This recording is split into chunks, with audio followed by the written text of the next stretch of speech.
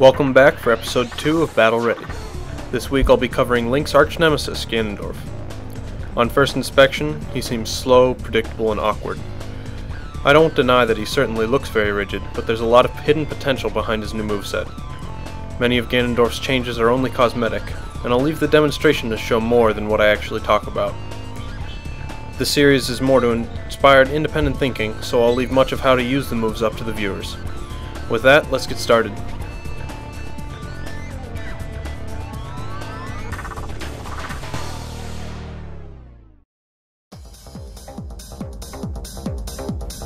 The jab still works as a solid quick defense. Less range and power on the down tilt, but overall quicker. Just like the down tilt, forward tilt is just a quick kick, but it hits with a good horizontal trajectory. The forward smash has not changed. The up tilt, while still mostly useless, has some improved properties. It now creates a vacuum and draws the enemies towards Ganon. The range of the effect can be seen by the waves on the ground, and the actual explosion hits the full range as well. Not as powerful as its past form, however. Dash attack now has decent power, and will send opponents behind Ganon.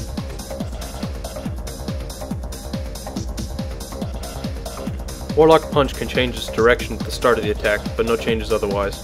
Ganon's forward B is now a dashing grab, and it can grab through shields.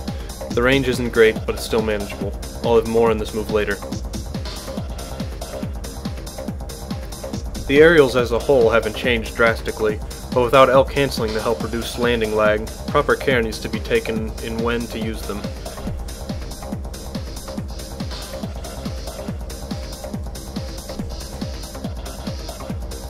Up air is slightly less range, but the same properties as before. It can hit directly in front of Ganon, all the way overhead and around behind him. Hitting with the last part of the attack will send the opponent downwards as before. Back air has lost a good deal of vertical range. It can't be used defensively on a grounded opponent unless they're a very tall character. Forward air has the same range and knockback, but the big thing to note is the lag. Ganon has significant landing lag from the attack, and even doing full jumps will not allow the attack to finish in time. If the attack connects with a shield, however, they should be pushed too far away to shield grab him.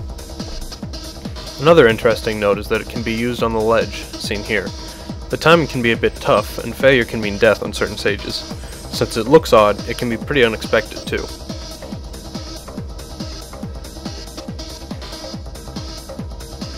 The hitboxes on the neutral air have been extended, but otherwise just have a different attack angles.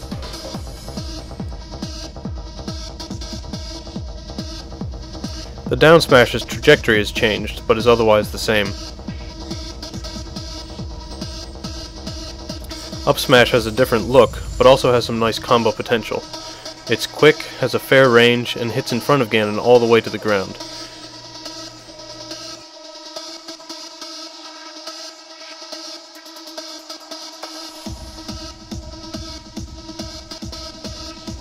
The down air, aka the stomp, still has excellent combo potential and is otherwise just very powerful. The throws are pretty self-explanatory. Up throw has some nice combo potential, and down throw can occasionally be used as a chain grab. It's escapable in most cases, but can still catch an unprepared opponent.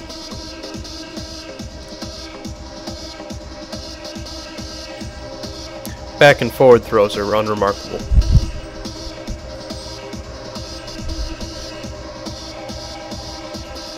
The only difference with his up B is that it's a fairly powerful punch on the end of it. The hitbox is small and difficult to connect with, so it's not something to be relied upon.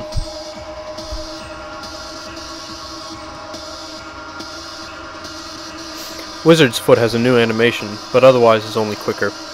It sets up a good position, but be careful of where it ends.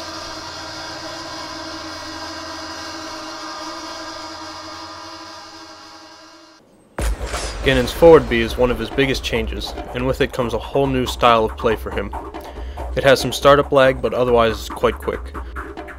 The key is to use it when they're not expecting it, or else it can be easily dodged and countered. The aerial version must be used in order to immediately change directions. Also, as a note for 2v2 players, it has super armor during the grab animation, so it can be useful in that aspect.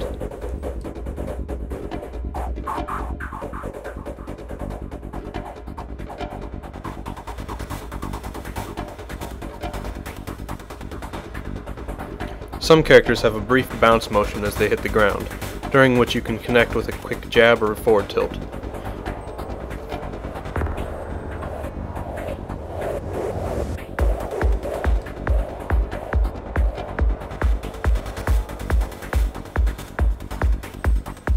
Up smash will work as well, but only if they don't immediately roll away or otherwise.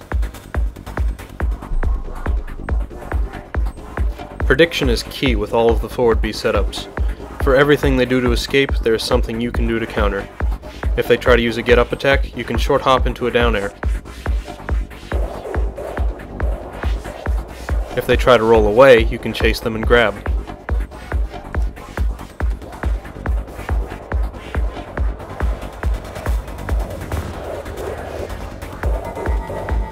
If they wait, you can simply attack them.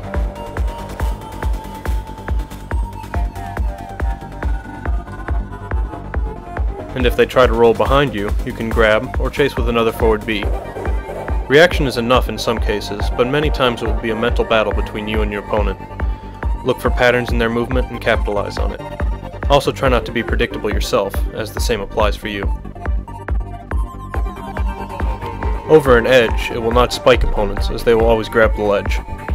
Be mindful of this, as it's not worth accidentally killing yourself over if you miss.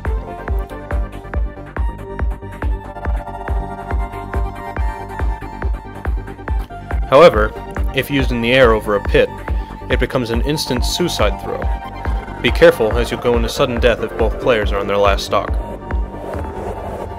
The next thing I'm going to talk about is a concept called auto-canceling. This just means allowing the animation of an aerial attack to completely finish just before landing.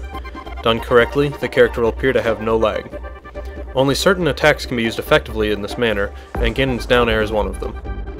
The timing is very tight, however, as there are only a few frames of leeway. To do this consistently, you will need to jump using the up on the control stick, and use the C stick for a down air at the same time. It might be difficult to adjust to this, but there's a great advantage of doing a down air without lag. There are many possibilities, far more than what I can demonstrate with this video, so I'll leave it open for the viewers to come up with exactly how to use it. Keep this in mind while playing other characters as well, and you'll be able to develop a number of interesting setups and tactics.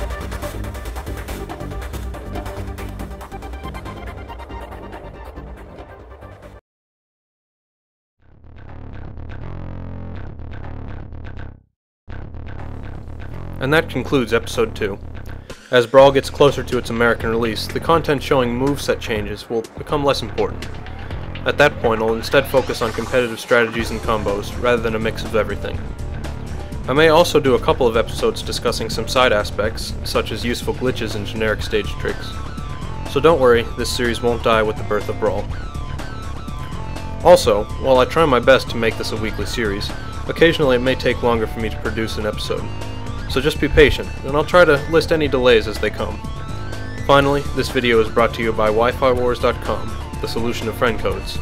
And until next week, smash on. OmniGamer, signing off.